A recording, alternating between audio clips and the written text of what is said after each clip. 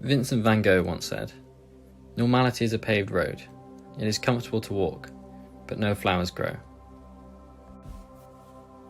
In this video, we will explore the steps required to individuate and the potential dangers that lie on the path. In the consumer-centric culture of today, some of us may find ourselves dissatisfied with the role we are given by default in society, as we feel ourselves deviating too much from what feels natural to us. For those who feel dissatisfied, luckily there is another path available, if we decide that the path for the masses is not for us. This alternative path is the way to find a return to a natural flow state, which in my opinion is much needed in this frantic world. To explore this alternative path through life, we must first understand the psychoanalytical concept of the persona. So let's draw on a quote from Swiss psychiatrist Carl Jung about the persona. One could say, with a little exaggeration, that the persona is that which in reality one is not, but which oneself as well as others think one is. As we have already seen, there are two paths available to us with regards to our persona. There is a path of conforming to social norms by forging our persona according to others' expectations and desires dominating our culture. This is the default way we adapt to the world. And then there is the alternative path of stripping away our false aspects of our persona by following our own ingrained desires irrespective of the opinions of others. The former path is the path of normality and ultimately mediocrity, and the latter path is the path of individuation. As well as to those who feel dissatisfied, it is common that the individuation process is triggered by some traumatic life event, and so, the individual is likely to turn to this process when they hit rock bottom and feel lost in life. Individuation cannot be attained by forcing, it must come naturally to the individual, through some kind of trigger or inner stillness. As German psychoanalyst Karen Horney states in her book, Neurosis and Human Growth, The Struggle Towards Self-Realization, briefly, he must overcome all those needs, desires, or drives which obstruct his growth.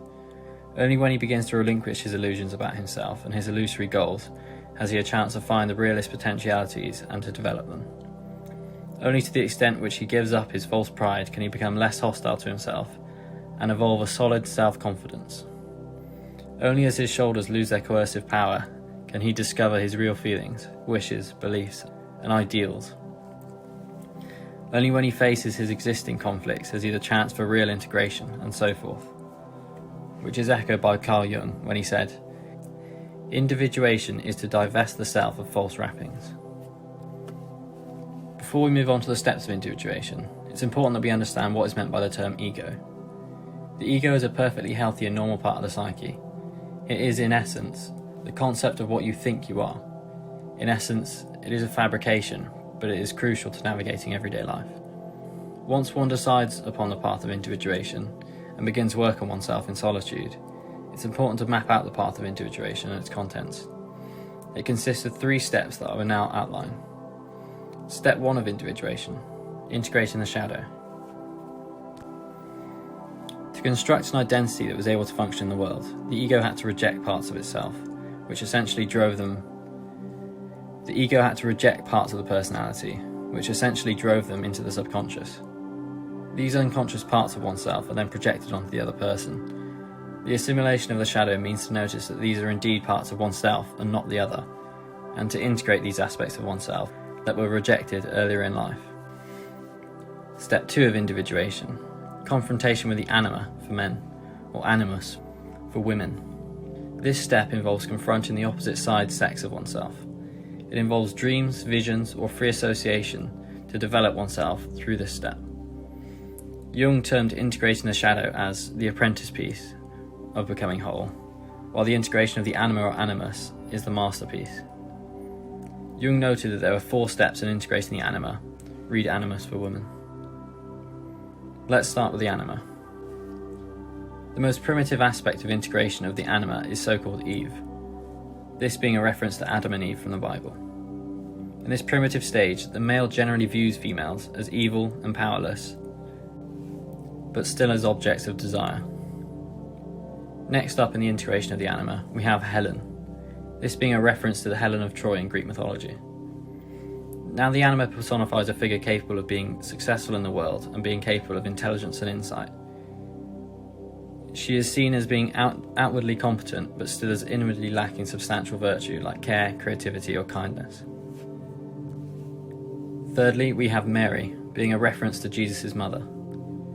The anima generally appears to the male as being virtuous insofar as she doesn't know that she's being unvirtuous. She is perceived as having attractive qualities now internally too, such as goodness, love, and imagination. And finally, we have Sophia.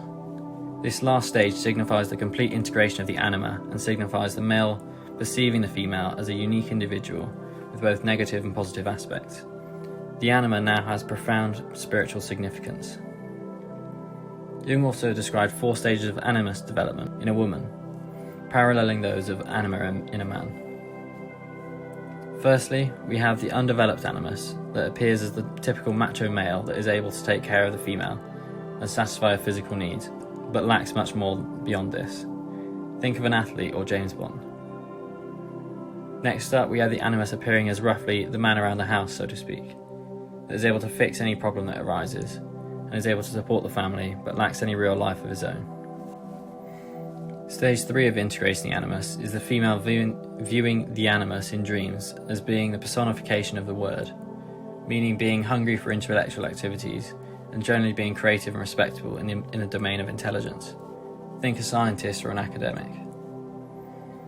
Finally, once the animus is fully integrated by the female, we have the animus mediating between the conscious and the unconscious mind. The animus is the incarnation of spirituality. Think Jesus, Martin Luther, or Gandhi. The woman's life is now felt as spiritually significant. Step 3 of individuation, the self. The self can be thought of as not only the centre of the psyche, but also encompassing the whole psyche. Since it is in essence transcendental, it can only be described in part, which does not do it justice. This final stage of individuation is to be thought of as exploring one's own divine centre through multiple points of your life. This is echoed by Jung as he described the self as the God within us. The self may appear to the individual through dreams or mythology. It signifies the unification of opposites and is usually symbolised by some kind of totality symbol, such as a cross, a circle, a square, or a mandala, which contains this interplay of opposites in the form of something akin to yin and yang, for example, light and dark, or the hero and the adversary. One should be careful when integrating the self, as there is a real danger of the ego trying to control and take power of something ultimately transcendent to it. This can lead to the ego inflation and a risk of the ego dissolving too much, so that the person identifies with a nebulous, overconfident ego. The self should be compensatory to ego consciousness, so that one doesn't identify with the self, but still uses it to unify the psyche. That concludes the first part of individuation. Thanks for listening.